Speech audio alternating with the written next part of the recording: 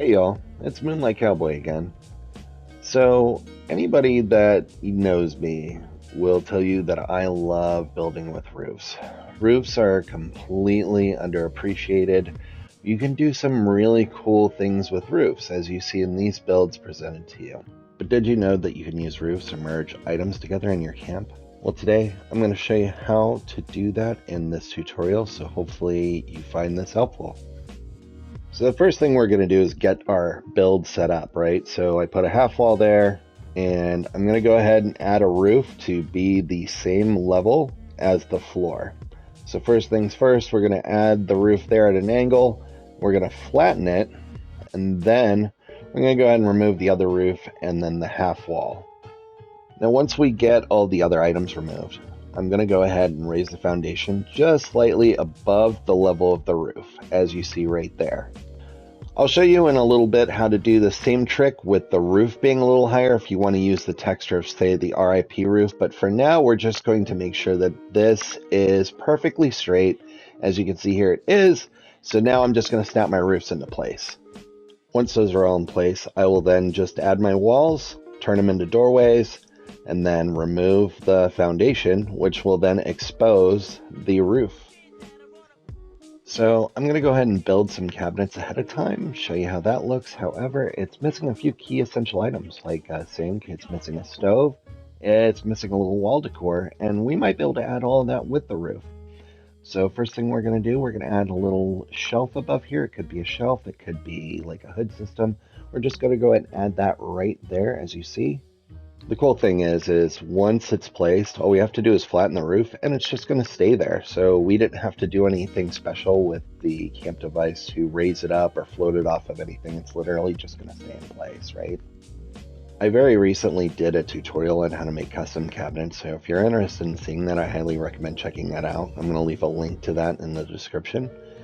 In the meantime, so all we need to do from here is we can go ahead and add the foundation back, right? And so now we have our floor in place. The roof is invisible. So now I'm going to go ahead and destroy the roof, and watch, the entire kitchen is going to disappear, right? It's all gone.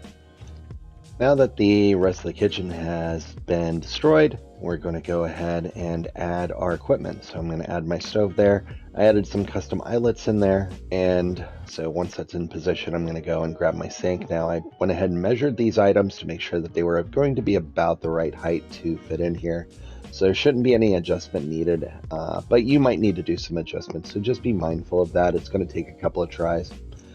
I also am adding these globes. These globes give off a pretty bright light, but because they're going to be inside of the counters, once I hit repair, it's going to mute the effect of the light. So once I hit repair here, let's make sure, yeah, everything looks pretty good. So sink's in place, stove's in place, everything's lined up pretty nice the way I want it. So it didn't come out too bad. And as you're going to see right here, the lights at night give a really nice effect and a nice glow without being too focused above. And I really do like that effect a lot. Hopefully you do too.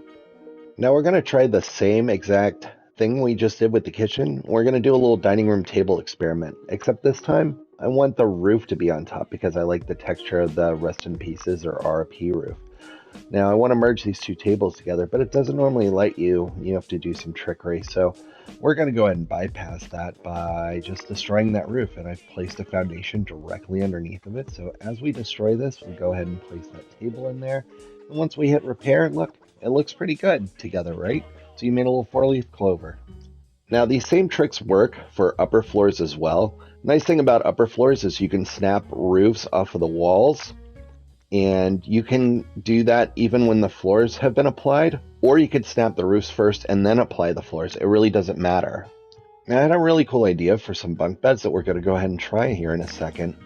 Bunk beds can be tricky to make with certain beds, so we'll see how this turns out. So I have my bed that I want to use. I'm going to raise my roof up, and I'm going to add the bed on top of it using the roof, and then flatten it.